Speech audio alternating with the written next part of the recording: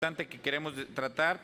El senador Monreal el día de ayer hace una declaración de que quiere plantear en la Jucopo un protocolo para transparentar el mecanismo, dado a la situación que pasó en días pasados con la elección de la presidenta de la Comisión Nacional de Derechos Humanos. Nosotros no dejamos y no quitamos el dedo del renglón, así como cuando él hace este nuevo propuesta de hacer un protocolo, es claro lo que dice el reglamento. No hay protocolo que pueda estar encima de lo que dice el reglamento, que se requerían las 2/3 partes de las senadoras y senadores presentes, y esto lo único que nos da a pie es que siguen reconociendo que no fue una elección limpia, fue una elección fraudulenta. Ya lo mostraron los números, y esto nos queda pie porque en días pasados compañeros senadores, el senador Yulem, el senador Víctor, la senadora Josefina, presentaron distintas iniciativas, cada quien en su punto de vista, donde tenemos que mejorar ese mecanismo que el Senado de la República necesita, porque hoy el Senado de la República estamos en una lupa debido a lo que pasó con la elección de la Comisión Nacional de los Derechos Humanos, y vienen elecciones tan importantes como la elección de los ministros, que es una elección muy importante y que debemos de transparentar, y que el Senado de la República vuelva a retomar la confianza de los ciudadanos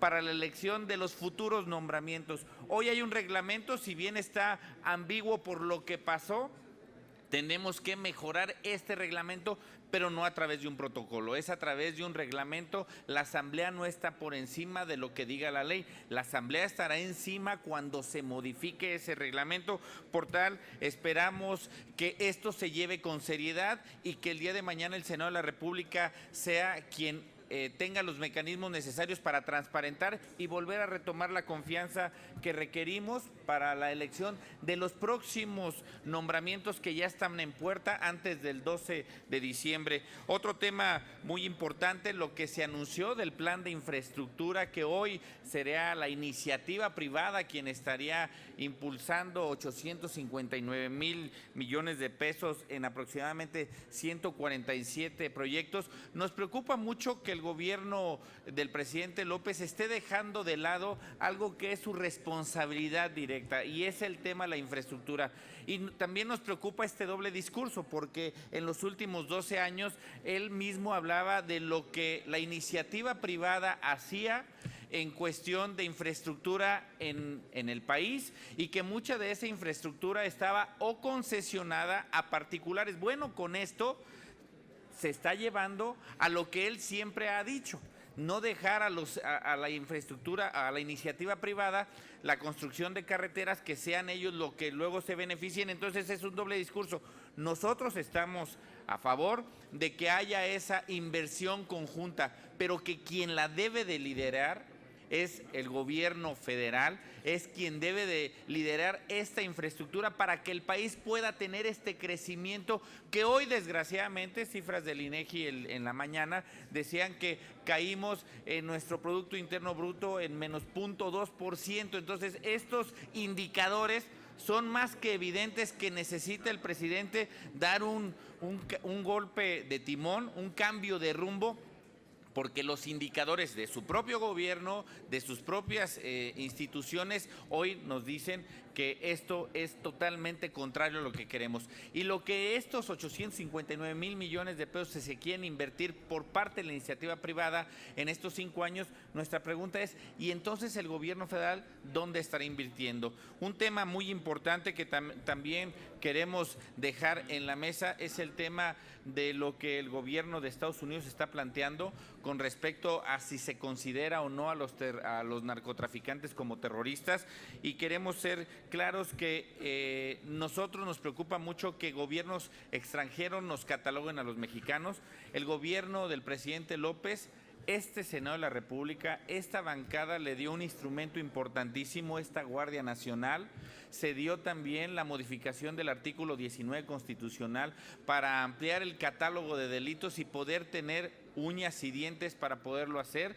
Nos preocupa mucho que esto que Estados Unidos está planteando, nos preocupa mucho porque es una clara muestra que el gobierno actual no tiene una estrategia de seguridad y que sigue con estas estrategias de ocurrencias, de abrazos, no balazos, que al día de hoy ya tenemos 30,000 muertos en el país, la cifra más alta en la historia de los últimos 12 años que tiene registro este país, y entonces nos preocupa que no viene a la baja este combate frontal que nosotros pedimos y que nosotros también le hemos tendido la mano al gobierno para que pueda hacer y que pueda combatir esto que tanto nos preocupa a las mexicanas y a los mexicanos. Si nos permite, senador, les quiere preguntar Carlos Guzmán de CMX Noticias. Senador, ¿cómo estamos? Buenos días. Hola, Carlos. Dos preguntas. En la mañana el presidente López Obrador hablaba sobre este plan de infraestructura, pero también dejaba un poquito a la deriva la parte, son dos partes. La primera parte va a ser esta que comentó para 2020, pero para 2021 se planea efectuar también otro plan similar. Hablaba lo que es Carlos Slim en plática después de esta conferencia con los medios de comunicación, de que él va a apostar mucho por la cuestión de telecomunicaciones y también por la parte de infraestructura. Usted acaba de mencionar un punto nodal. Se mencionaba antes esta cuestión de crítica de que no debía dejar en iniciativa privada lo que es carreteras.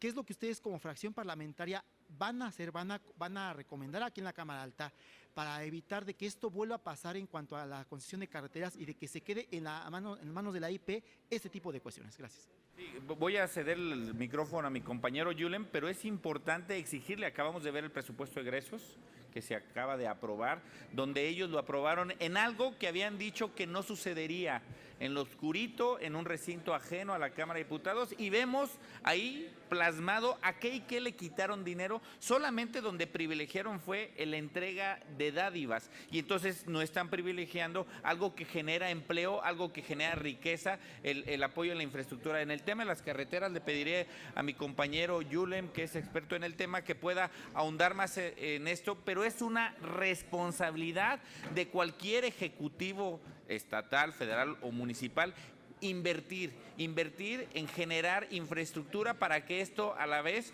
pueda ser un detonante económico, ¿no? Adelante, compañero. Sí, muy buenos días. Yo creo que lo que viene ocurriendo son los golpes de realidad que ya están alcanzando al presidente y que hace que tenga que corregir.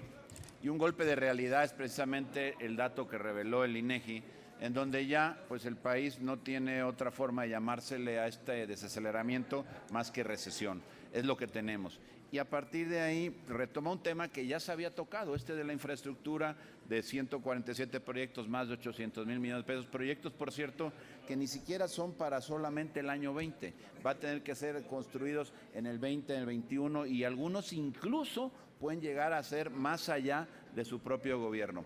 Pero miren, cuando habla de infraestructura, impulsar la infraestructura, es curioso, porque es contradictorio a lo que establece en el presupuesto. Le bajó los datos de infraestructura, los presupuestos de infraestructura a todas las áreas que típicamente tienen que hacer infraestructura, entre otras comunicaciones, con agua, todas estas áreas que generan la posibilidad de construir, de hacer infraestructura, y que, por cierto, el senador Batres en la sesión de apenas del martes pasado o del jueves pasado habló precisamente que la industria de la construcción, en aquel entonces hablábamos del tema de vivienda y todo eso, es precisamente una de las industrias que genera más subsectores de la economía y los hace moverse, alrededor de 27 subsectores de la economía. Y precisamente la generación de infraestructura de lo que habla es principalmente de forma preponderante de construcción, de generar dinero en el área de construcción y con ello mover la economía.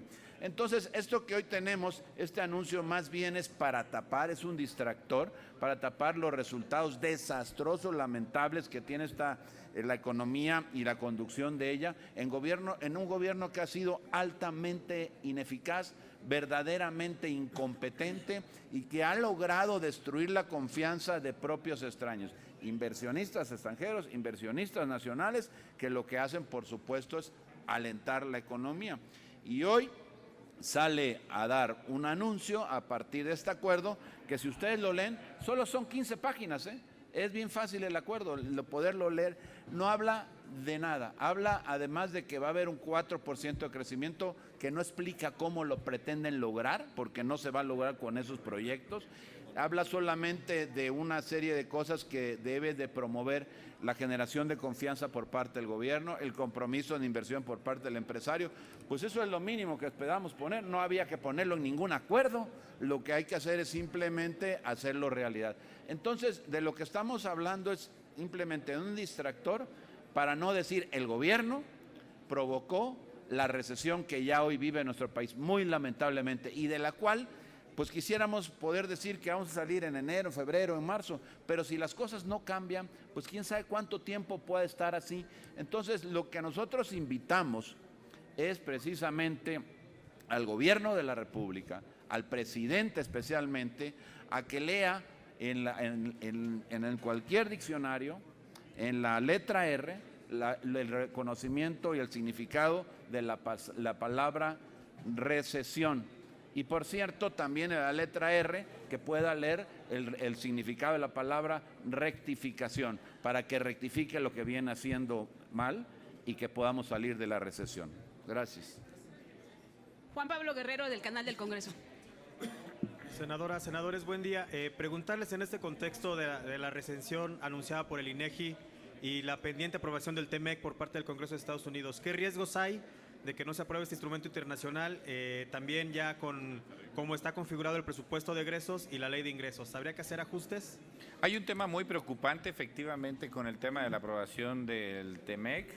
Estados Unidos va a atravesar en próximos meses el tema de la campaña electoral, lo cual pone en predicamento la aprobación de este tema. El tema de la recesión es un tema que ya el INEGI lo ha dicho, hemos visto trimestre con trimestre cómo ha ido no solamente el crecimiento a la baja, sino cómo la inversión no ha desarrollado, y esto a quien le perjudica más es al propio gobierno. ¿Por qué le perjudica más al propio gobierno? Por la generación de ingresos a través de la vía de impuestos. Y hoy vemos con preocupación el que esto en Estados Unidos, por estar distraídos ellos en el tema electoral, sigan pateando el bote de esto y esto nos tengan a nosotros en un predicamento. Desgraciadamente en este tema México no tenemos los elementos necesarios para poder presionar a Estados Unidos y Canadá para que ambos puedan aprobarlo. Es algo que estamos en esa desigualdad, por eso es que México lo aprobó primero, incluyendo algunas modificaciones legales que nos pidió el propio gobierno de Estados Unidos, tal por ejemplo es en el tema laboral, que lo hicimos en una de las peticiones que nos hacía el gobierno de Estados Unidos, pero vemos ellos como hoy Estados Unidos está deteniendo esto y lo están deteniendo por un tema que lo vemos a todas luces muy complicado para ellos, que es el tema de las elecciones, de las próximas elecciones en Estados Unidos, ¿no? No tenemos más preguntas registradas. Muchas gracias. Gracias a ustedes, buenos días.